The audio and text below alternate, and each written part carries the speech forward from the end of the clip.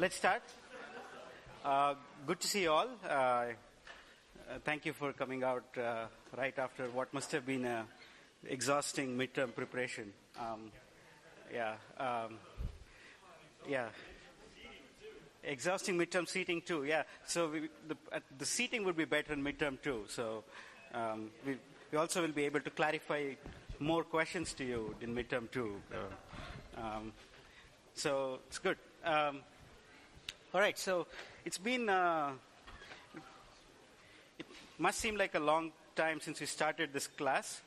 You know, we've covered quite a few topics already. So we covered divide and conquer. We covered a couple of algorithms there. Then connectivity and shortest paths, very important algorithms. And we saw a few examples of greedy algorithms, specifically spanning tree, Hornsat, Huffman encoding. So this is what we've seen so far. And what we'll do next is we'll look at two very general algorithmic recipes. We'll look at what's known as dynamic programming and linear programming. So the things that we've covered so far, namely divide and conquer and greedy algorithms, and of course shortest paths, these are very beautiful algorithms, very cute, very beautiful, they have very nice analysis. But, you know, these are like rare gems. It's hard to find them in the wild. You know, it's really hard, for instance, to find problems for divide and conquer on the exam because quite often you take a problem and you apply divide and conquer, you don't get much out of it.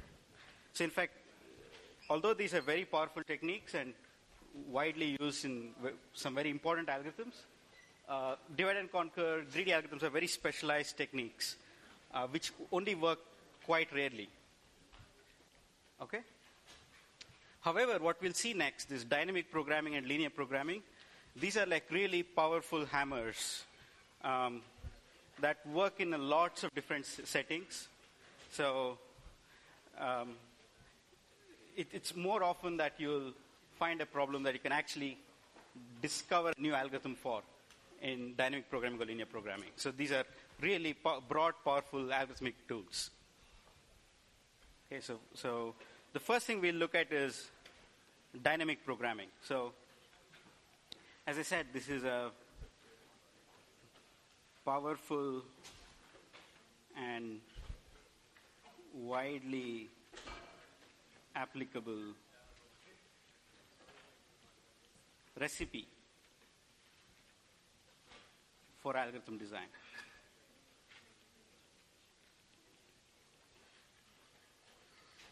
Or a paradigm for algorithm design. But, you know, it is a recipe, it's fairly well defined, but instead of trying to formalize what the recipe is, which you could try to do, we'll actually learn it by looking at a whole bunch of examples where you use this particular recipe to design an algorithm. Okay? So that's what we'll do in the next few lectures. We'll see many different examples of problems where you can use the technique of dynamic programming to design an algorithm. Okay? So that's our plan. So let's look at the first example in this sequence. So the first one I want to talk about is, here's the example. So here's a problem. So the problem is longest path in a DAG.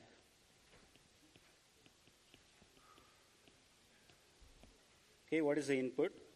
The input is a DAG, right? Of course, it's a directed acyclic graph.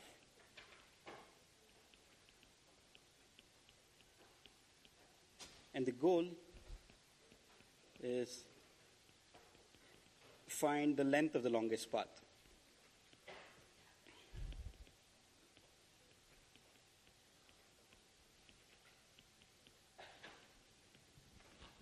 So I've drawn a DAG here. So, it's a directed acyclic graph. But let's assume, without loss of generality, or let's assume that the vertices are 1 through n. So let's say it's a graph G whose vertices are 1 through n, and then you have edges. And let's also assume that the topological sort of the graph is 1 through n. So assume for the moment that 1 to n is a topological sort order for the graph.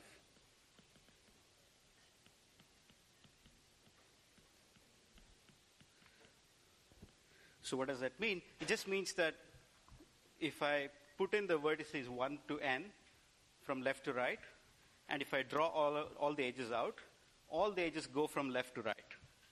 Okay, that's what a topological sort is. So in this example, there are 10 vertices, 1 to 10, and all the edges go from left to right.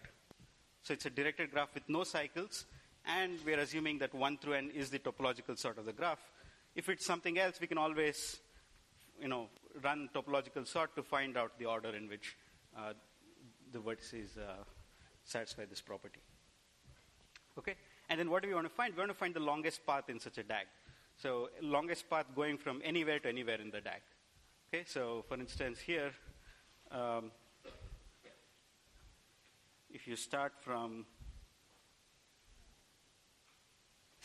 1, and then you go to 4, then you go to 6, 7.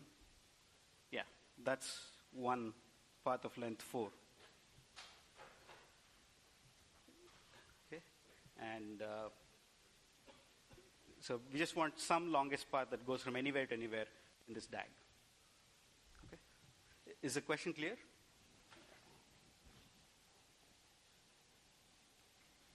Yes. The question was whether the graph is weighted or unweighted.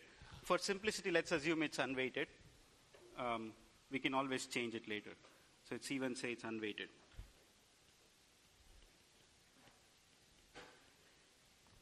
Okay. Any other questions?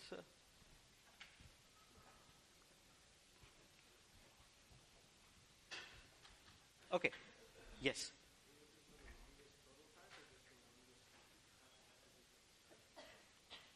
We're looking for the longest path from any vertex to any vertex in this graph. So it can start anywhere, end anywhere, but just has to be the longest possible one. Okay? Any other question? Okay, so that's the problem. Okay, so now we'll see how to use dynamic programming to solve this problem. All right? So dynamic programming it gives you a certain recipe to design an algorithm for a problem. And as we'll see more examples, we'll understand why the recipe works and more about the recipe. But before we ask the question about why, let's just see how it works. So I'm going to follow the recipe to the dot and see how we come up with an algorithm. Okay? So what's the first step? So the first step is you define what are called subproblems. So what's a subproblem? A subproblem is, I'm not going to formally define it. You could say it's a smaller version of a same problem or a similar problem. Okay? And we will see how to define subproblems more. How to come up with the subproblems later, but let me show you what the subproblems are here. So here, I'm going to define this thing. Let L of I be the length of the longest path ending at vertex I.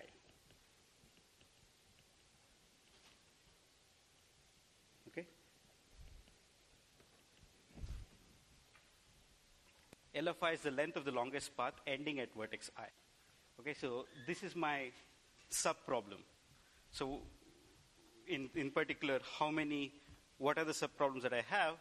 Well, I have n subproblems, L of 1, L of 2, L of n.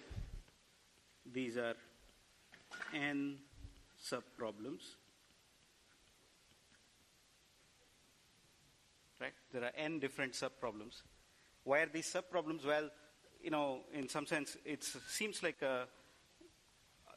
the L of I is talking about a restricted set of paths and a smaller part of the graph, right? So, for instance, L of 3 here is just going to talk about all paths that can potentially end at 3. Okay, so it seems like a smaller set of paths that I'm looking at than set of all paths which I was looking at earlier. So it's a subproblem in that sense. And then you have n of these subproblems, L of I for each I.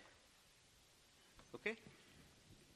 And originally I was trying to find the longest path in the DAG, in the entire graph. So what is that? The original answer, or our eventual goal, is to find the longest path in the DAG. Well, for the longest path in the DAG, I don't really care where it ends. So it is the maximum of these numbers, L of 1, L of 2, L of n. So if somebody told me the values of L of I for each I, then I take the maximum of these numbers. That will tell me the longest path in the DAG. Okay? Any questions on this so far? So that's step one. So it's just you have to define subproblems. Yes?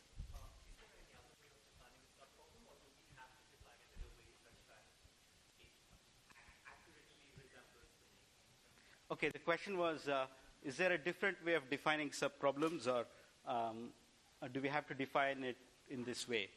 We'll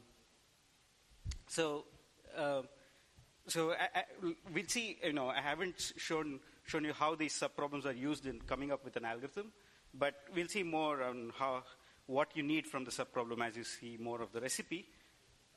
And we'll also, after a few examples, we'll also contemplate on how one can come up with the subproblems and things like that. But for now, let's just take this as a definition and to see how it works for this time. Okay? So L of I is defined to be this, and L of 1 to L of n is these n subproblems. Okay, so the next step in the recipe is to write a recurrence relation among the subproblems. Just for convenience, I replicated the definition of the subproblem that we had. We had defined L of I to be the length of the longest path ending at I. Okay?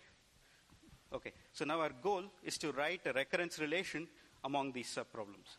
So for a recurrence relation like the Fibonacci recurrence relation, the Fibonacci number of n is equal to Fibonacci number of n minus 1 plus Fibonacci number of n minus 2. That's a formula. And the nice thing about having such a formula is it tells you how to compute f of n given f of n minus 1 and f of n minus 2. And that's what we want to do for these numbers. We want some sort of way in which you can compute L of I from something smaller. Okay? And let's just see how to do that. So now I'm going to first do it for this graph. Right? So for this graph, what is L of 7? Okay? What is L of 7? Well, L of 7 is, by definition, is just the length of the longest path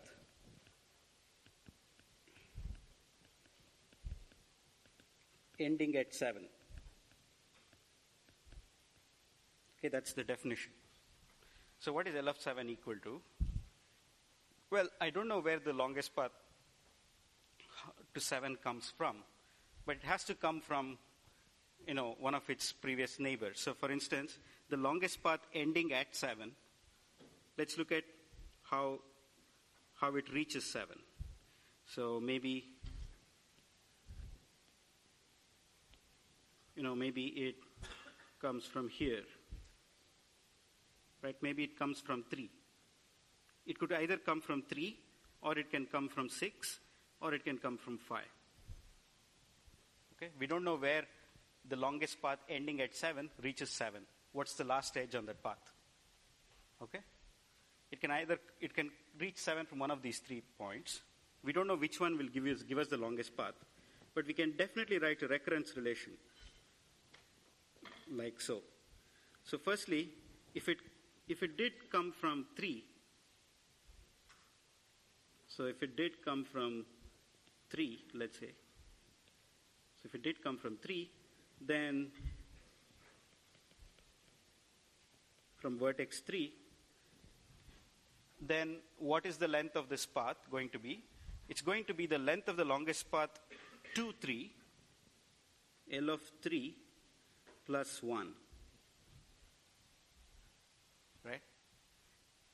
If the longest path from 7 came from 3, then its length is going to be L of 3 plus 1, because how will the path look like? Well, it was a path that ended at 3, and then it took the edge 3, 7.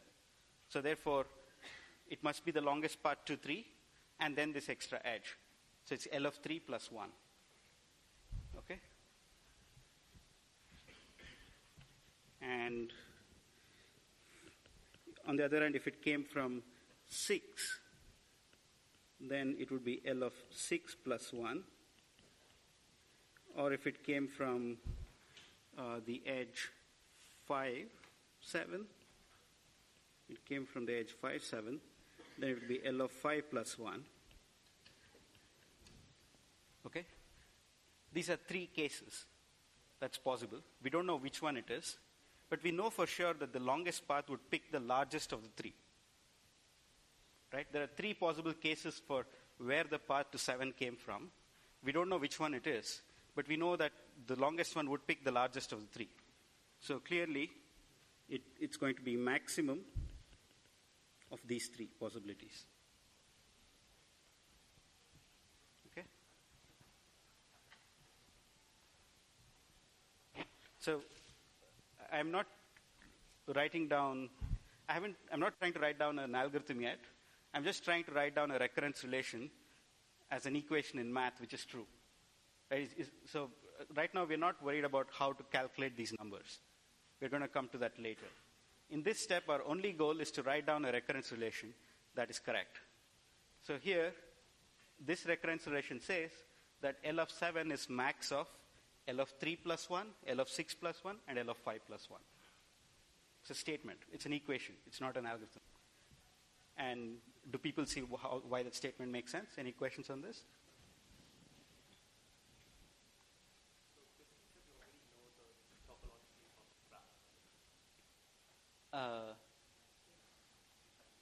Yes. Yeah. Any questions? Any other questions?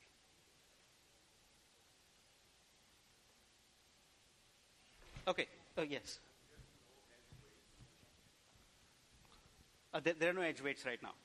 Okay, we could add edge weights here, but I've just kept it simple. Yeah. Okay. All right. So we have a recurrence relation now. I'm just going to write it in general. Okay. In general, the recurrence relation is just the following. If I take a vertex I, L of I is the maximum over all edges j to I of L of j plus 1.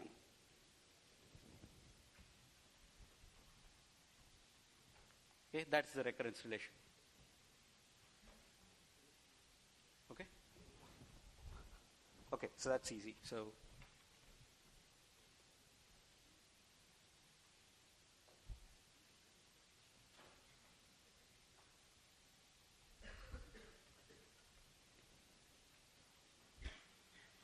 okay, so that's good. So that's the recurrence relation.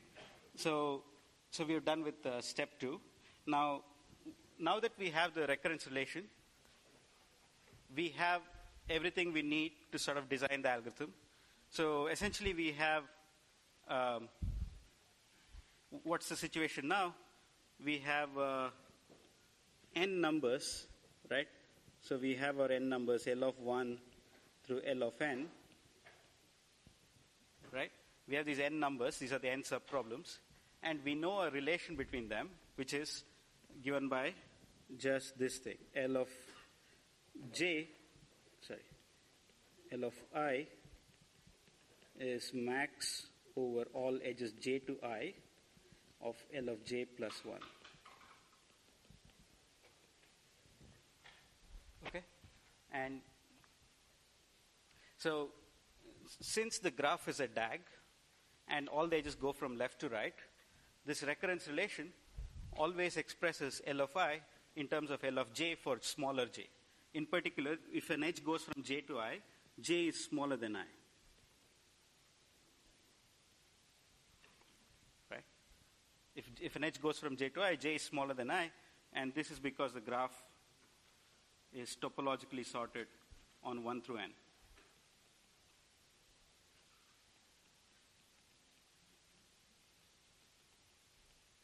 Okay?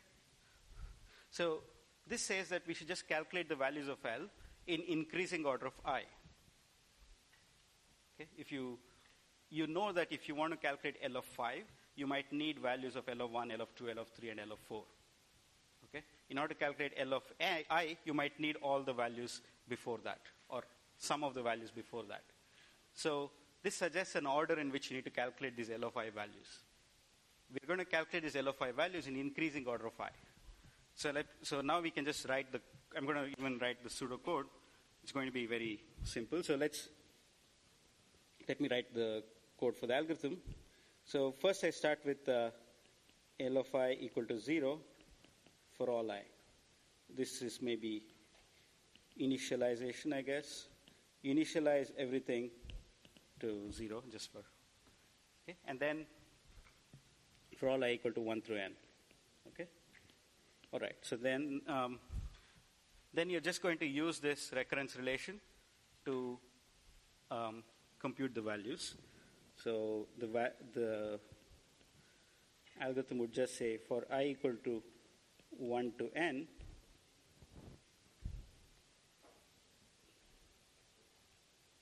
L of I is equal to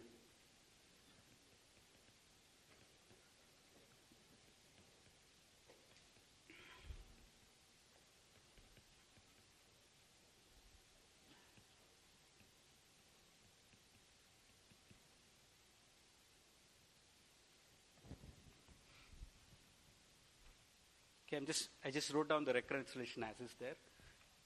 That's what lets you calculate L of I in terms of the previous values. And then once you have the values of all the L of I, you know that your final answer is going to be the maximum of these numbers. We said that the longest path is actually the maximum of these numbers. So the return statement would be return maximum of L of 1, L of 2, L of n. Okay? So that is the algorithm. I'm just going to be a little bit more slow here to say what I mean by when I write this recurrence relation here. What I really mean is you need to go over all the incoming edges of I and pick the largest, the j for which L of j plus 1 is the largest, right? So if you want, I can write it out. It's a tiny loop here. It's a small loop. This is equivalent to a small loop here which says for all incoming edges j to I, edges, right, you set L of I is equal to max of L of j plus 1, comma L of I. Okay? That's a little loop that executes, that does what we want to say, which is that just that over all the incoming edges, compute L of j plus 1, take the maximum of them, that's your L of I. Okay? So that's the entire algorithm for this problem. Any questions so far?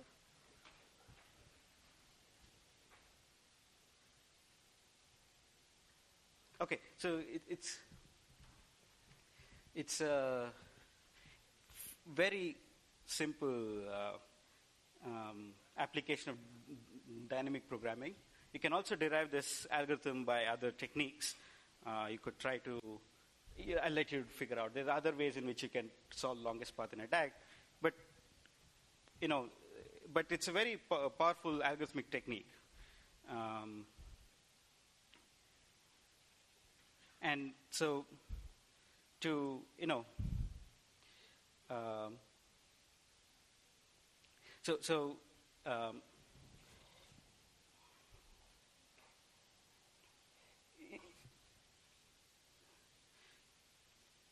So to see, like one application of just this longest path in a DAG, I'll show you an example. So here's a related problem for which we just discovered an algorithm for. It's called the longest increasing subsequence problem. So what is the longest increasing subsequence problem?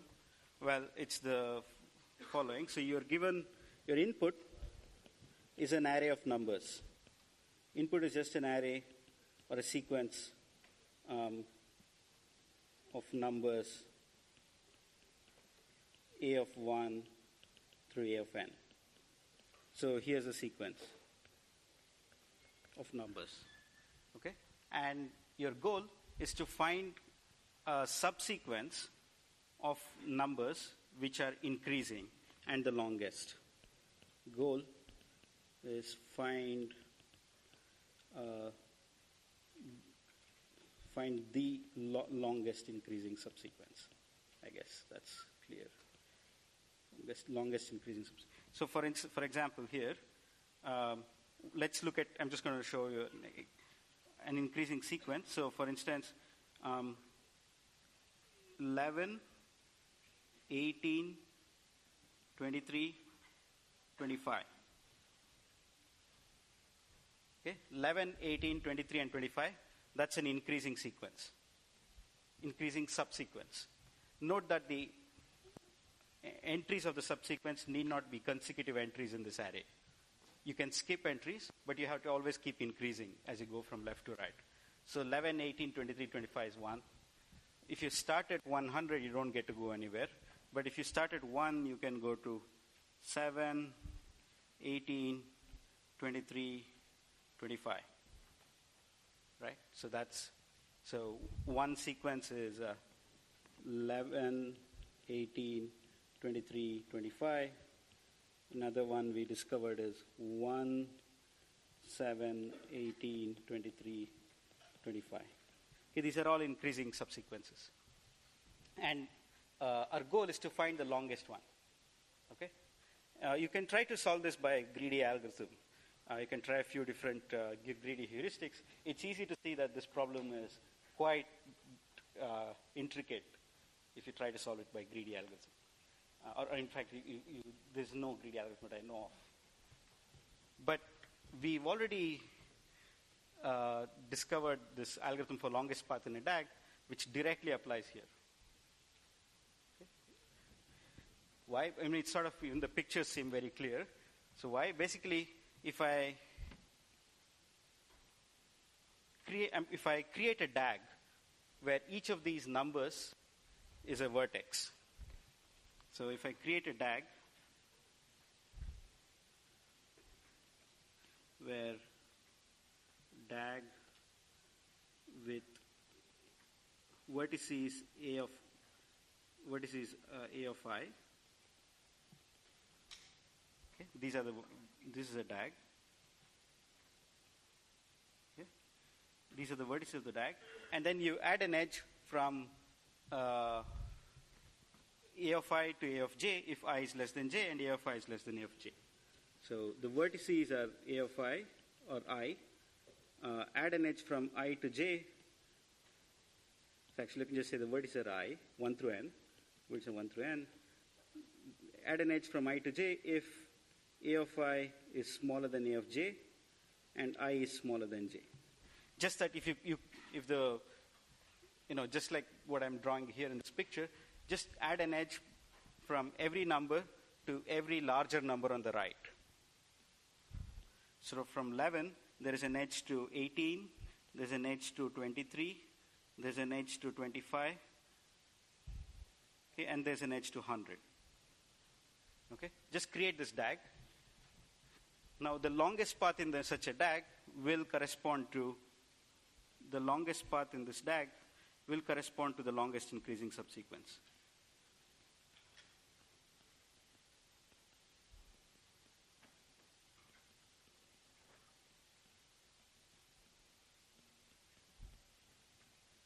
Is that clear? Because, all the edges go from left to right. They go from smaller number to a larger number. So every path corresponds to an increasing subsequence. And the longest path will correspond to the longest increasing subsequence. So using the longest path in a DAG algorithm that we just saw, you can solve the longest increasing subsequence problem. Okay, so that's thing. Any questions on this?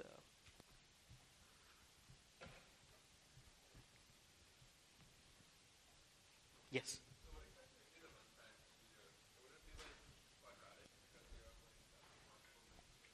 Yes, great questions. So the question is, what's the runtime? The runtime here is going to be quadratic. So, but before that, let's go to the runtime of this algorithm.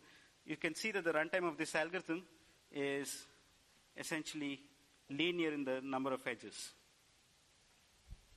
The runtime of this algorithm is coordinate of E plus coordinate of V.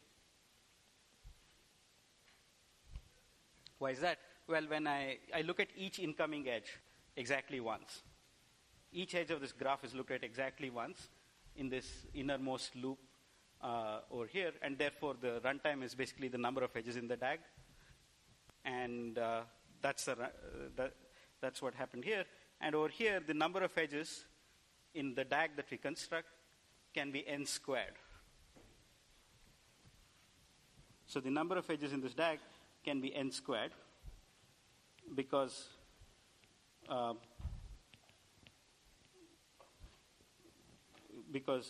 we're adding edges from every number to every larger number to the right. So imagine you had just a sorted array, 1 through n. Look at the number of edges there. You'll connect every pair of vertices. If your sorted array was 1 through n, you'll connect every I to every j. So you end up with n squared edges. So the runtime of this algorithm would be n squared. Yes? Yes, that's correct. So it's in fact, yes, it is at most order n squared. So the runtime of this algorithm is order n squared, but it also can be n squared in the worst case. So it is theta of n squared in the worst case. Any other questions?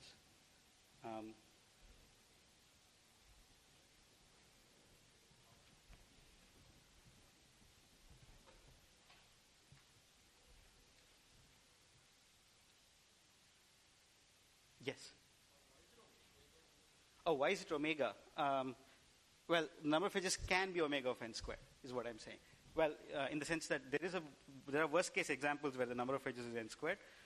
For instance, if you just take a sorted array 1 through n, just take a sorted array 1 through n.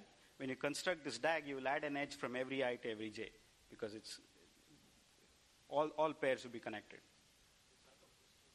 That's the worst case time. Yeah, the worst case would be n squared.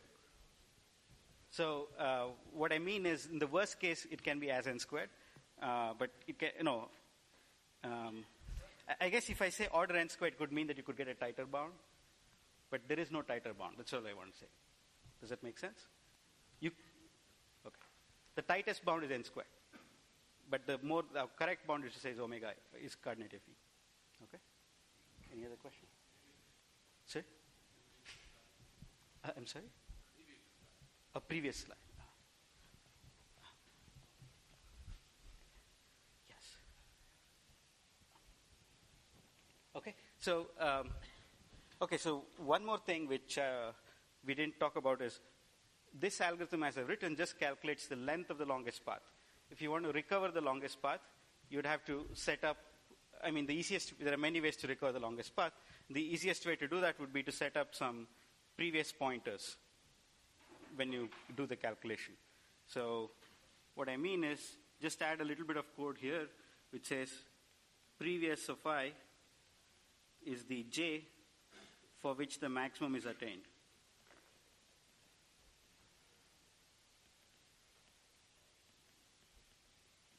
right? For each I, you remember which incoming edge gave you the maximum, and then you can use these previous pointers to recover the longest path at the end. So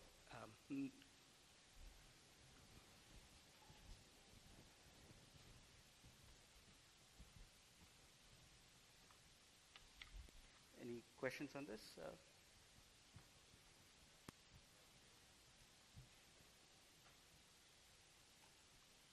Okay.